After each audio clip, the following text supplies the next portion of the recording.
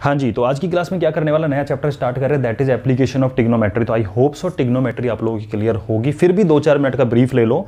तो ट्रिग्नोमेट्री में आपने पढ़ा था राइट एंगल ट्रायंगल से रिलेटेड होता है, जिसमें आप एक एंगल 90 डिग्री होता है, उसके सामने वाली साइड हमेशा हाइपोटेनस। कान लगा के आराम से सुन लेना इस चीज़ को और रिकॉल करो चीज़ों को, ठीक है ना, लिंक करो चीज़ों को जो आपने पढ़ा हुआ है कि 90 के सामने वाला हाइपोटेनस होता है। और हम जिस एंगल के एक्यूट एंगल की स्टडी करते हैं, सर एक्यूट एंगल कहाँ से आ गया? अरे भाई, जब एक 90 चला गया ट्रायंगल में तो बाकी दोनों एंगल का सम 90 होगा, टोटल मिला के तो दोनों एक्यूट ही होंगे, ठीक है। दूसरा 90 तो पॉसिबल है नहीं। तो उन एक्यूट एंगल में जिस एंगल की आप स्टडी करते हो उसके चिपका हुआ एंगल एडजेसेंट, सॉरी चिपकी हुई साइड एडजेसेंट होती है, उसके सामने वाली साइड को अपोजिट साइड बोलते हैं, ठीक है, जिसकी स्टडी करते हो। उसके बाद में हमने पढ़ा था कि जो टोटल मिला के 6 ट्रिग्नोमेट्रिक रेशियोज होते हैं, साइन, कोस, टेन, कोट, सेक, कोसेक होता है ये, और सबका आपस में रिलेशन होता है। अगर मैं साइन थीटा की बात करूँ तो वो आपका अपोजिट और हाइपोटेनस को रिलेट करता है। अगर हम कोस थीटा की बात करें तो एडजेसेंट और हाइपोटेनस को रिलेट करता है। अगर हम टेन की बात करें तो अपोजिट और अपॉन एडजेसेंट होता है, उनको रिलेट करता है वो। ऐसे ही बाकी आपका कोट, सेक और कोसेक आप पढ़ चुके हो, ठीक है। एप्लीकेशन का मतलब क्या है, आप खुद बताओ। आपने जो ट्रिग्नोमेट्री में पढ़ा है, आप एंगल को रिलेट कर रहे हो साइड के साथ में, तो क्या इसका यूज करके प्रैक्टिकल लाइफ में कुछ चीज़ें फाइंड कर सकते हैं कि नहीं कर सकते हैं? बिल्कुल कर सकते हैं। उसी का नाम है एप्लीकेशन ऑफ ट्रिग्नोमेट्री। मतलब ट्रिग्नोमेट्री कंसेप्ट को यूज करते हुए, वरना फिर कहोगे, बोलते हैं, बहुत बड़े बड़े लोगों को बोलते सुना इस चीज़ को लेके, अरे यार मैथ्स में ये पढ़ लिया, ज़िंदगी में कभी काम ही नहीं आया, बताओ सब्जी खरीदने में कब काम आया ये। तो आप समझ लो, आपको तुरंत CBSE ने इस चीज़ को ध्यान रखते हुए कि बच्चे बाद में बड़े होकर हमें गाली ना दे कि हमें पढ़ाया वो हमारे काम नहीं आया ज़िंदगी के अंदर, तो आपके काम आ रहा है। ट्रिग्नोमेट्री चैप्टर आप 8 चैप्टर जो पढ़ते हो, 9 चैप्टर में तुरंत ही आपको बता दिया गया कि बेटा इसकी एप्लीकेशन ये है, हमें बाद में गाली ना दियो, ठीक है। तो उसकी एप्लीकेशन क्या है? अगर आपको सपोज करो आप नीचे खड़े हो और आपको बिल्डिंग सामने नज़र आ रही है, ठीक है। अब आपको ये ज़रूर पता है कि मुझे इस बिल्डिंग की हाइट अगर आपको मेजर करनी हो तो एक तरीका तो ये है भाई कि ले नीचे रस्सी पकड़ और चढ़ जाओ ऊपर तक और रस्सी की लंबाई नाप लियो। लेकिन यार बड़ा खतरे वाला काम है, तो कैसे करोगे इस चीज़ को? तो क्या कोई ऐसा तरीका है जब मुझे ऐसा ना चढ़ना ना पड़े और मैं उसकी हाइट मेजर कर लूँ? तो ये आपको एप्लीकेशन ऑफ ट्रिग्नोमेट्री, मतलब ट्रिग्नोमेट्री आपको समझाती है कि आप ये वाला काम कर सकते हो बिना उसके ऊपर चढ़े हुए, बिना स्पाइडरमैन बने हुए। कैसे? आप बस ये पता कर लो कि आप उससे कितना दूर हो, और फिर एक डिवाइस आता है, उस डिवाइस का यूज़ करके आप पता कर लो कि आपकी आँख हो, आप खड़े हो वो, और ऊपर वाला टॉप कितना एंगल बना रहा है। अगर आपने 2 चीज़ें पता कर ली वहीं खड़े खड़े नीचे, तो आपको आराम से उसकी हाइट पता लग जाएगी। आप लोगों ने देखा होगा कि सर्वे करने वाले आते हैं रोड के ऊपर, कई बार आप लोगों ने देखा होगा, डिवाइस से लेके खड़े रहते हैं, ठीक है। 4-5 लोगों की टीम होती है, रोड पे कुछ मेजर कर रहे होते हैं, देखा होगा, ठीक है ना। तो वही एप्लीकेशन ट्रिग्नोमेट्री, आप किसी भी चीज़ की हाइट को या जो डिस्टेंस है या कितना एंगल बना रहा है, ये चीज़ें आप एक्चुअल में मेजर किए बिना पता लगा सकते हो। That is the application of trigonometry. समझ गए? लेकिन उसको सीखने के लिए कुछ बेसिक चीज़ों की नीड होगी। वो हमारे पास में क्या क्या है भाई? सीधी सी बात है, नया चैप्टर है तो कुछ नए कंसेप्ट तो सिखाएगा, ठीक है ना। तो कैसे है, आप समझो कि मान लो आपके सामने बिल्डिंग है, केस 1 ले रहा हूँ मैं, और नोट करना स्टार्ट कर देना, ठीक है, इन चीज़ों को। ये बिल्डिंग है और ये भाई ज़मीन है, ज़मीन के ऊपर खड़ी हुई है आराम से। 2 तरीके से बात करो, हो सकता है कि ये कोई पॉइंट हो ज़मीन के ऊपर है, इसकी कोई हाइट नहीं है, ज़मीन पे कोई पॉइंट है, या फिर आप ही यहाँ पे हो सकता है कि लेटे हुए हो, ठीक है ना। मतलब आपका जो सर है, आपकी आँख है, वो ज़मीन को टच कर रही है और फिर आप ऊपर देख रहे हो। तो अगर आप ऐसा करते हुए इस बिल्डिंग को निहारोगे ऊपर, हो सकता है भाई कोई शाहरुख खान टाइप में, या कोई कुछ भी मान लो यार, आपका क्रश हो, वो खड़ा हुआ ऊपर इस बिल्डिंग के ऊपर, हो सकता है ना। तो आप ज़मीन पर लेटे हो और आप उसको निहार रहे हो ऊपर आराम से। तो जब आप उसको निहार रहे हो तो आपने अपनी आंखों को ऊपर उठाया, बिल्कुल सर, ऊपर उठा दिया, ठीक है। तो अगर आपकी आंखें यहाँ पे हैं तो आंखें जो स्ट्रेट देखेंगी, अगर स्ट्रेट देखोगे तो इस चीज़ को बोला जाता है हॉरिजॉन्टल लेवल। मतलब आप अपनी आंखों को बिल्कुल सामने देखो। ये तो अपने ज़मीन पर लेटने वाला केस देखा, अभी हम खड़े होने वाला भी देखेंगे, टेंशन मत लो। आपकी आंखों से बिल्कुल सामने जो लाइन जाती है ना, आंखों से सामने, दैट इज हॉरिजॉन्टल लेवल। समझ गए? यानी हॉरिजॉन्टल जो एक्सिस है, ये एक्स एक्सिस समझ लो, ये ज़मीन ले लो, इसके पैरेलल जो लाइन होगी आपकी आंखों के साथ में, दैट इज हॉरिजॉन्टल लेवल। कोई समस्या नहीं है। आप जानते हो एक्स एक्सिस को हॉरिजॉन्टल एक्सिस बोलते, तो आप ये समझ लो उस चीज़ को, ठीक है। आपने नज़रें उठाई, नज़रें झुकी होती हैं वैसे तो गाने के अंदर, लेकिन आपने नज़रें उठाई देखने के लिए, पलकें उठाई, तो जितनी पलकें आप उठाते हो ज़मीन के साथ में लगते हुए, तो एंगल उठाया आपने, तो इसको एलिवेट किया, तो दिस इज, ये एंगल बना कि नहीं बना, तो ये जो थीटा जो बनेगा that will be angle of elevation. समझ में आ गया? पलके नजरें उठी, फिर गाना नहीं गाऊंगा यहाँ पे मैं, समझ गए? This is angle of elevation, this is horizontal level. Third चीज, अब आपकी नजरें उसकी नजरों से टकराई, तो दोनों की नजरों के बीच में जो सीधी लाइन बनेगी that is line of site. समझ गए? तीन ही चीजें होती है, एक आप सीधे देखोगे, भाई सीधे देखोगे ना, कोई देख तो नहीं रहा आपको, दैट इज हॉरिजॉन्टल लेवल, आप नजरें घुमा रहे हो ऐसे, ठीक है, फिर आपने पलकें उठाई, एंगल ऑफ एलिवेशन, और फिर नजरें टकराई, that is line of site. तीन चीज होती हैं इसके अंदर, ठीक है, जमीन पर लेटे लेटे। अब आपने जब नजरें मिली तो क्या होगा, एक केस और बन सकता है कि हो सकता है नजरें मिलने के बाद में, दोनों की नजरें टकराने के बाद में उधर से एग्रीमेंट हुआ कुछ कि हाँ भाई ठीक है आप देख सकते हो आप मुझे, तो जो सेकंड केस बनता है, हो सकता है कि इस बार आप में हिम्मत आ गई थोड़ी सी, और इसी बिल्डिंग के जो ज़मीन पे खड़ी हुई है, अब आप लेट के नहीं देखोगे, पहले छुप छुप के देख रहे थे, अब आप में हिम्मत आ गई, आप तन गए आराम से, भाई खड़े हो गए आप, ठीक है, खड़े हो गए, और अब खड़े हो गए आप नज़रें मिला रहे हो उसके साथ में। तो मैंने कहा था कि अर्थ लाइन या हॉरिजॉन्टल लाइन के साथ में आप जो देखोगे, क्योंकि अभी भी आपको देखना तो पड़ेगा ना, आसपास कोई देख तो नहीं रहा आपको, तो this is your horizontal level, इसके साथ जो पैरेलल लाइन बनती है, so this is your horizontal level, ठीक है। और अब आपकी नजरें उठी है, यहां से उठना स्टार्ट हुई है, तो यही तो एंगल बनेगा ओनली, क्योंकि आपकी नजरें सीधी तो ऐसे देख रही है, उठी ऐसे देखने के लिए, तो इस केस में इसको बोलेंगे एंगल ऑफ एलिवेशन, और ये आपकी नजरें और इसकी नजरें जो हैं, जो टकरा रही हैं, this is known as line of sight. दोनों केस में फ़र्क क्या है भाई, पहली बार आप लेट के देख रहे थे, अब आप खड़े होकर देख रहे हो, तो आपकी कुछ हाइट होगी, तो क्वेश्चन सोल्व करने में, अब इधर आ जाओ मैथ्स में थोड़ा सा घूम फिर के, बस बस बस, जो सोच रहे हो उसको सोचना बंद करो, इधर आ जाओ। अब इन दोनों, अब इसकी जो हाइट होगी, कुछ हाइट मानी जाएगी, तो क्वेश्चन सोल्व करने में इसकी हाइट को काउंट किया जाएगा, इस केस में इसकी हाइट को कंसिडर नहीं किया जाएगा, समझ रहे हो, क्योंकि ज़मीन से देख रहा है वो, ये बात समझ में आती है। तीसरा केस, अरे भाई इसकी तो बात कर लें, सारी मेहनत इसने थोड़ी ना करी है, उसने थोड़ी मेहनत करी है, तो ये सोचो, थर्ड केस लिख सकते हो आप इस चीज़ को, क्या कि इसी बिल्डिंग से हो सकता है कि यहाँ पे कोई हो, या आप ही मान लो, शरारती तो आप ही हो, ठीक है, और नीचे कोई पॉइंट है, पॉइंट देख रहे हो या हाइट पे देख रहे हो, ठीक है, कुछ भी हो सकता है, पॉइंट वाला केस ले लेते हैं कि नीचे मान लो कोई, या फिर मान लो जो ऊपर आपका क्रश खड़ा हुआ है उसी ने, और आप लेटे हुए हो, उसने आपको देखा, तो आप खुद सोचो, अगर इसके रिस्पेक्ट में बात करूं तो ये इसका हॉरिजॉन्टल लेवल कौन सा होगा, ये, क्योंकि नज़रों से जो सामने देखा जाता है दैट इज हॉरिजॉन्टल लेवल, तो इसके केस में आप इसको हॉरिजॉन्टल लेवल बोलोगे, लिख लेना इस चीज़ को, हॉरिजॉन्टल लेवल, ठीक है। इसने पलके झुका के देखना पड़ा इसको, ठीक है, क्योंकि खुरापा तो नीचे वाला कर रहा है, तो पलके झुका के देखा, अच्छा कोई देख रहा है मेरे को, तो इसने नजरें झुकाई और तब आपको देखा, ठीक है। जब इसने नजरें झुकाई तो यहां थी एक्चुअल, और उसकी नजरें झुकते हुए यहां तक आई है, तो एंगल तो बन रहा है, बट इसको क्या बोलोगे, एंगल ऑफ डिप्रेशन। अब ये मत बोलते उसको डिप्रेशन हो गया, उसको डिप्रेशन हो गया, ये कौन देख रहा है मेरे को, ऐसे देख के उसने झाँक के देखा, कौन है भाई ये, तो उसको डिप्रेशन हो थोड़ा सा, तो एंगल ऑफ डिप्रेशन, तो नजरें उठना एलिवेशन, झुकना डिप्रेशन, सिंपल। अब इसकी नजरें इसकी नज़रों से टकराई, तो दोनों की नज़रों के बीच में जो लाइन बनेगी उसको क्या बोला जाता है, line of site.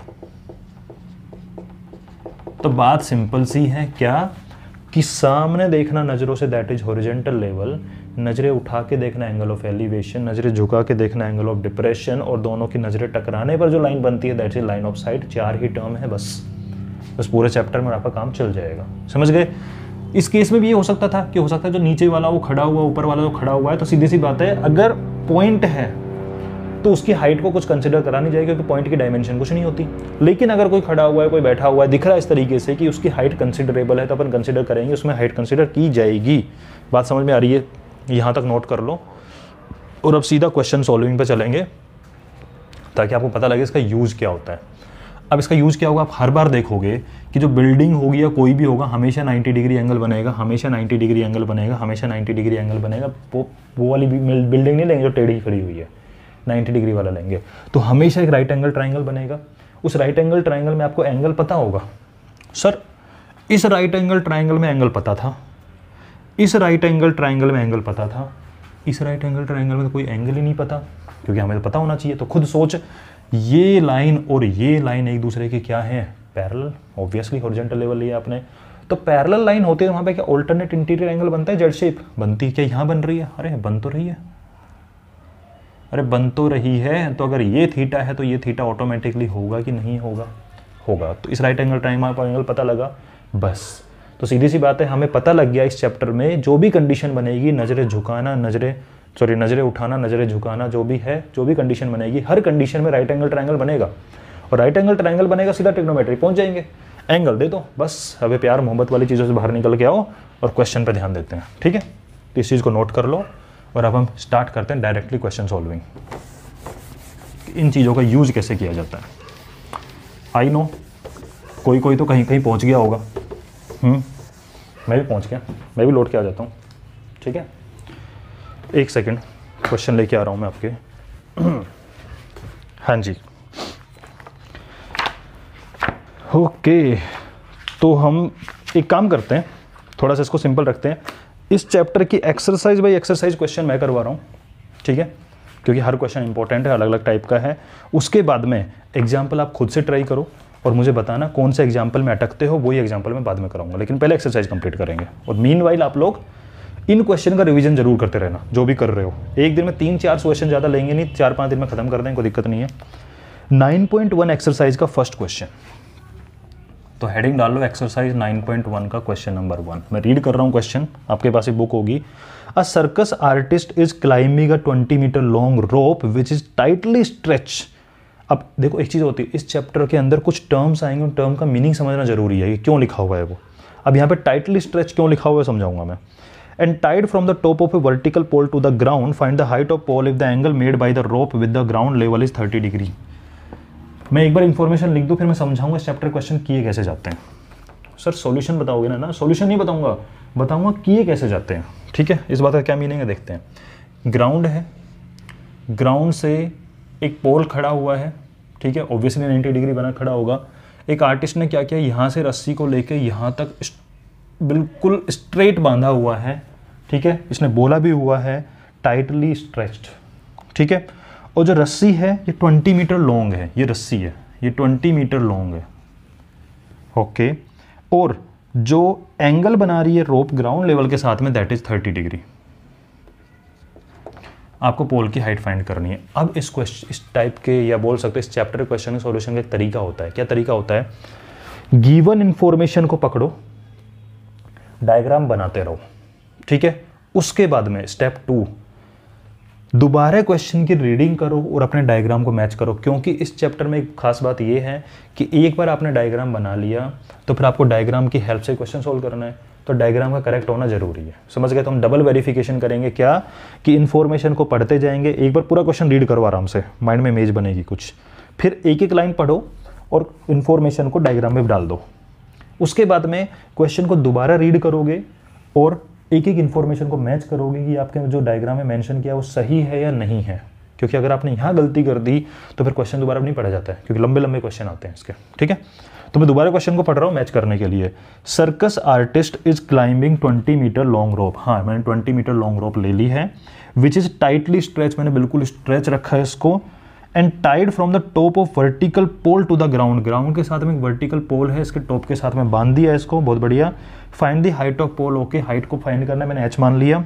If angle made by the rope, ये रोप जो है ये ग्राउंड लेवल के साथ में 30 डिग्री बना रही है, अपन ने समझ में आ गया, ठीक है। मुझे ये फाइंड करना है। अब आप मुझे एक चीज़ बता दो, यहाँ पे टाइटली स्ट्रेच क्यों बोला हुआ है, क्यों? क्योंकि अगर पोल ऐसे होता ग्राउंड के साथ में और आपकी रस्सी ऐसे होती, झूल रही होती, तो क्या आप राइट एंगल ट्राइंगल मानते हैं इसको? ये कोई साइड है किसी की, ऐसे होती है? नहीं होती ना, स्ट्रेट होती है ना, इसलिए इसने वर्ड यूज किया है टाइटली स्ट्रेच। समझ में आ गया? कोई समस्या इस वर्ड से? नहीं। अब मुझे बताओ, जब डायग्राम हो गया तो आप लिखोगे इस चीज़ को, क्योंकि आपने माना क्या है, क्योंकि ये गिवन था, ये गिवन था, तो इसको लिखने की नीड है नहीं, लेकिन ये आपने माना है तो आप लिखोगे let height of pole is equal to h metre. समझ गए? नाउ इन ट्राइंगल, नाम रखो इसका ABC। Now in triangle ABC आपको पता है 3 चीज़ें ही आपको काम आएंगी। एक एंगल, 2 साइड का रिलेशन निकालना होता है, और आप खुद देखो ये आपको पता है ये निकालना है, और एक एंगल है, 3 चीज़ें हैं। तो इसमें लिखो इन ट्राइंगल क्या कि व्हाट इज़ थीटा, लिख लोगे सुख पाओगे, गलती नहीं होगी। लिखो थीटा 30 डिग्री, अगर थीटा 30 डिग्री है तो इसके लिए अपोजिट h है, तो लिखो अपोजिट साइड या side opposite, that is h metre. और क्या गिवन है? हाइपोटेन्यूस, 90 सामने hypotenuse, and hypotenuse equal to 20 metre. कभी मिस्टेक नहीं होगी अगर फॉलो करोगे इन चीज़ों को। तो अब आपको पता है, आपको थीटा पता है, अपोजिट पता है, हाइपोटेन्यूस। तो अपोजिट और हाइपोटेन्यूस को रिलेट करने वाली कौन सी चीज़ें हैं? बोले सर साइन भी रिलेट करता है और कोसाइन भी रिलेट करता है। ठीक है, तो कौन सा लगाओगे? साइन बेटर है, उसकी वैल्यू याद होती है, कोसाइन के लिए फिर साइन तो निकालना ही पड़ेगा।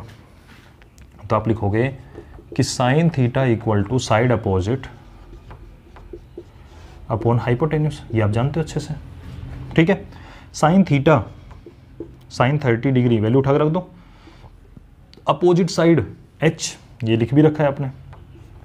वैसे इसको लिखना जरूरी है समझाने के लिए, बाकी इंफॉर्मेशन डायग्राम से निकाला करो। 30 degree opposite h upon hypotenuse 20, sine 30 की वैल्यू होती है 1/2 h अपॉन 20। सोल्व करोगे तो 20 इधर जाएगा, या ऐसे काटो 2 से कटोगे 10, क्योंकि उधर जाके कटता ही। अब ले जाओ 10 को उठा के उधर, तो h is equal to 10 metre. खुद से कर लेना, किसी को ये बात समझ नहीं है। डिनोमीटर से डिनोमीटर कटता है अगर इक्वल की धरो, क्यों? क्योंकि आना तो इसको इधर ही था, फिर काटते, हमने पहले काट दिया फिर ले आए, बात तो एक ही है। तो इसकी पोल की हाइट होगी 10 मीटर। समझ गए बात को? तो ये तरीका इसके क्वेश्चन सोल्व करने का, बड़े तगड़े तगड़े क्वेश्चन आने वाले हैं। अब ये तो बहुत बेसिक क्वेश्चन था, इसको नोट करो जल्दी से। अगला क्वेश्चन लेते हैं।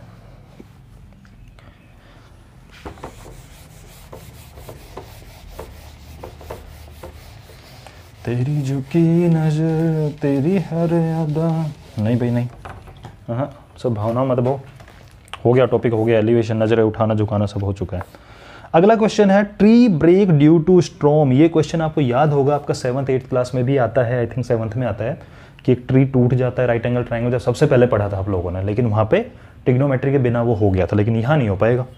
तो tree break due to storm and broken part, एक ट्री खड़ा हुआ था, टूट गया, और जो ब्रोकन पार्ट है वो इस तरीके से बैंड हुआ कि जो उसका टॉप था वो ग्राउंड को टच हो गया। होता है, आप लोगों ने खूब देखा, आंधी तूफान आते हैं, पेड़ टूट जाता है, नीचे जमीन पर टच होता है, तो किसी गाड़ी पे गिर जाता है। ठीक है, touch the ground and making 30 degree with it. Imagine करो चीज़ों को, हो क्या रहा है, एक ट्री खड़ा हुआ है, बीच में से कहीं टूटा, टूटने के बाद में उसका टॉप आके ज़मीन पर टच हो गया। जब ज़मीन पर टच हो तो उसका टॉप एक ऐसे तरह से दिखेगा आपको, वो ग्राउंड के साथ में 30 डिग्री बना रहा है। Distance between foot of the tree, tree का फुट क्या होता है? अरे भाई जहाँ जमीन में ट्री जा रहा होता है वो नीचे वाला हिस्सा, that is foot of the tree. ठीक है, वो और ट्री का वो पॉइंट जहाँ टॉप टच कर रहा है, उन दोनों के बीच का डिस्टेंस दे रखा है 8 मीटर। आपको बताना है ट्री की हाइट। अब इस क्वेश्चन में पूरा करेंगे और फिर ये भी निकालेंगे बच्चे गलती कहाँ करते हैं। तो भाई एक बात बताओ, ये मैंने मान लिया ग्राउंड लेवल है और ये ट्री है। अब देखो ट्री को थिकनेस मत बनाना, क्योंकि हमें स्ट्रेट लाइन में रखेंगे तो ज़्यादा बढ़िया है क्वेश्चन सोल्व करने में। मैं बता दूँ ट्री को मस्त तरीके से मोटा मोटा फिर तोड़ के बना रहा, फिर क्या समझ में आ रहा सर हाइट लेंथ ये डिस्टेंस यहाँ से लें कि यहाँ से लें? तो लफड़ा ख़त्म करो, सोचो एक पतला सा ट्री था बच्चा सा, जिसकी एक वैसे पतला से जा रहा था वो, ये अब मैं इसके आगे डॉटेड बना रहा हूँ, काहे अभी समझ में आ जाएगा आपको कि एक्चुअल में ट्री यहाँ तक था, लेकिन स्ट्रॉम की वजह से टूट के जो ये वाला पार्ट है वो झुक के यहाँ पे आ गया। तब आपको समझ में आ रहा है मैंने ऊपर वाला पार्ट ऐसा क्यों बनाया, ताकि आपको याद रहे कि हाँ ये ऐसे था लेकिन अब नहीं है, लेकिन था तो सही, इसलिए मैं डॉटेड बना। इसकी आत्मा नजर आ रही है आपको ऊपर, ठीक है, क्या नजर आ रही है? आत्मा ऐसे आ रही है क्योंकि टूट के आ चुका है नीचे, लेकिन आत्मा है भी वहाँ पे। तो एक्चुअल ट्री ये है, समझ गए? लेकिन इसका ये वाला ऐसा टूट के यहाँ तक आ चुका है नीचे ज़मीन पर। उसके बाद क्या बोल रहा है कि जो ये ट्री का जो पार्ट जो टच हो रहा है ये ग्राउंड के साथ में कितना एंगल बना रहा है? 30 degree. Okay, distance between the foot of the tree, tree का फुट ये होता है, और to the point where top touches the ground, यहाँ पे टच कर रहा है टॉप, इनके बीच का डिस्टेंस है 8 मीटर। बहुत बढ़िया। Find the height of the tree. अब बच्चे गलती क्या करते हैं, वो सोचते हैं ट्री की हाइट बस इतनी सी होगी, अरे भाई ये नहीं है ट्री की हाइट, ट्री की हाइट है दिस प्लस दिस। अरे भाई एक्चुअल में यहीं तक था ना पूरा, तो आपको ये निकालना था। मैंने मान लिया this is A and this part is B, तो अगर ये बी है तो ये बी ही तो टूट के यहाँ पे आया है। ये बात सबको समझ में आ रही है कि इसको काउंट करेंगे नहीं करेंगे? अगर आपको ट्री की हाइट पूछा जाए तो हाइट में तो भी पूरा ही काउंट होगा। तो ये वाला टुकड़ा वो है जो टूट के नीचे टच कर रहा है। तो मैं क्वेश्चन को फिर क्या है अपना सेकंड स्टेप क्या कि अब क्वेश्चन को साथ दोबारा रीड करो और चेक करो कहीं गलत तो नहीं कर दिया आपने। तो tree break due to storm, बिल्कुल हमने तोड़ दिया। Broken part bend so that top of the tree का जो टॉप है वो टच कर रहा है ग्राउंड को, मेकिंग एंगल 30 डिग्री ग्राउंड के साथ में विद इट, मतलब with ground. Distance between foot of the tree का फुट ये है, चाहो तो लिख लो, दोबारा गड़बड़ नहीं करोगे। That is foot of tree या फुट ऑफ टावर, कुछ भी बोल सकते हो। समझ गए क्या होता है? यहाँ से और वो पॉइंट जहाँ पे टॉप टच कर रहा है ग्राउंड पे, इन दोनों के बीच का डिस्टेंस 8 मीटर है। आपको हाइट निकालनी है ट्री की, मुझे ये निकालना है। तो आप खुद बताओ, मुझे अगर ये निकालना है पूरा तो मुझे ए की वैल्यू भी पता होनी चाहिए और बी की वैल्यू पता होनी चाहिए। बिल्कुल, तो पहले ए पे टारगेट कर ले, फिर बी पे टारगेट कर लेंगे। अगर आपको ए निकालना है तो पहले तो मेंशन कर दो इस चीज़ को, ए बी सी डी, ठीक है, और ये राइट एंगल ट्रायंगल। अगर आपको ए निकालना है, इस थीटा के लिए अपोजिट है और ये क्या है 8 की हेल्प लोगे, इसकी हेल्प तो ले नहीं सकते बेचारा, खुद ही नहीं जानते तो क्या है ये, ठीक है। तो इसके लिए लो तो अपोजिट और एडजेसेंट कौन सा या काम आएगा, तो आप लिखोगे in triangle A B C theta equal to 30 degree, पहली चीज। Side opposite equal to A, side adjacent is equal to 8 metre and what is hypotenuse is equal to B. तो सबसे पहले मैं 10 लगा दूं अगर मुझे इसको फाइंड करना है, क्योंकि अपोजिट और एडजेसेंट का यूज कर लूं, बी का तो यूज क्या करोगे, पहला पूरा टारगेट ए पे रखो। तो आप लिख सकते हो यहाँ से कि tan theta is equal to side opposite upon, पूरा लिखा करो डिटेल में, ठीक है। अब वैल्यू रखो सबकी जगह पे, तो tan थीटा की जगह रखोगे 30 डिग्री, अपोजिट है a और एडजेसेंट है 8, और tan 30 डिग्री की वैल्यू मैं यहाँ रख रहा हूँ 1/√3, और यहाँ से क्रॉस मल्टीप्लिकेशन कर दो 8 ऊपर चला जाएगा, बस रहने दो √3 को, क्योंकि इसके यहाँ लाने कोई मतलब तो है नहीं, मुझे a की वैल्यू तो फाइंड करनी है। तो a के डिवाइड में 8 है, वहाँ जाके मल्टीप्लाई में हो जाएगा 8/√3। तो आपको a की वैल्यू पता लगी। सर इसका क्या वो करें, क्या बोलते हो, रेशनलाइजेशन? चाहो तो अभी कर लो, चाहो तो बाद में कर लेना। अगर रेशनलाइजेशन करोगे तो आएगा √3 से ऊपर नीचे मल्टीप्लाई, तो दैट विल बी 8√3 और नीचे √3 मल्टीप्लाई होकर ये आ जाएगा मीटर, ठीक है। मुझे निकालना है बी, तो अब ए को भूल जाओ, बी भी तो इसकी हेल्प से निकल सकता है। सर बी तो इसकी हेल्प से भी निकल सकता है, क्योंकि अभी पता लग गया, हाँ निकाल सकता है, लेकिन वहाँ पे पहले रूट दिख रहा है यार, छोड़ना, इसकी हेल्प से निकाल ले, ठीक है। तो ये क्या है एडजेसेंट और ये क्या है हाइपोटेन्यूस। तो आपको पता है कोस होता है जो इन दोनों में रिलेट करता है, तो आप लिखोगे cos theta equal to side adjacent upon side hypotenuse. Cos theta मतलब cos 30 degree equal to adjacent is 8 और hypotenuse is b and cos 30 degree is √3/2। यहाँ b चला जाएगा, इधर ही आ जाएगा 16, तो √3b इज इक्वल टू 16 और फिर √3 नीचे आ जाएगा, ठीक है। तो यहाँ से आप जो b की वैल्यू निकालोगे, सो b विल बी 16/√3। चाहो तो रेशनलाइजेशन भी कर सकते हो इसका, तो दैट विल बी 16√3/3। अब आपको निकालना है हाइट ऑफ ट्री। जो आपकी हाइट है, अगर हम हाइट की बात करें, that will be a + b, ये स्टेप मत भूल जाना, दोनों काउंट करोगे यार। ट्री की हाइट तो वही होगी, टूटने के बाद नहीं पूछ रहा कितना बचा हुआ डंडा, पूरी हाइट पूछ रहा है वो। तो इन दोनों को ऐड करें सर, या इन दोनों को करो, जो मर्जी उसको कर लो। चलो इसको कर ले, तब रेशनलाइजेशन करने की मेहनत कर ही ली। तो 16√3/3 में ये 8√3/3 ऐड करोगे, एलसीएम 3 ही रहेगा, तो दैट विल बी 16√3 + 8√3, कितने √3 हो गए टोटल मिला के 24√3/3, 3 से कट करोगे 8, तो आंसर आएगा 8√3 मीटर। समझ में आ रही बात कि किस तरह से क्वेश्चन सोल्व किए जाते हैं। तो आराम से इनको पढ़ने के बाद में ट्राई करना, एटलीस्ट एक एग्जाम्पल तो कर पाओ, ठीक है। या फिर इसका अगला क्वेश्चन ट्राई करना, ट्राई करते रहो, जितना खुद से बनाओगे। डायग्राम बनाना इंपॉर्टेंट है, डायग्राम बनाने के बाद तो कुछ बचता ही नहीं है, ठीक है। तो मिलते हैं नेक्स्ट क्लास में।